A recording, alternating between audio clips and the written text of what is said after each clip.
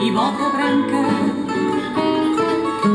Eu vinha cá trazer uma guitarra para irmos ainda hoje à Vila Franca, pois eu já percorri a Alfama inteira, não vi, subi ao bairro alto e ao Charquinho, tenho sol, já fui à Madragoa e já corri meia Lisboa, e ainda se calhar bato para o ferro que é o mar.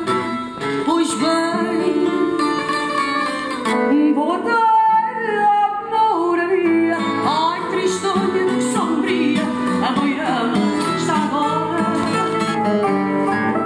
E ali, nas vielas do passado, já ninguém conhece o fado, ninguém sabe ouvir o bom.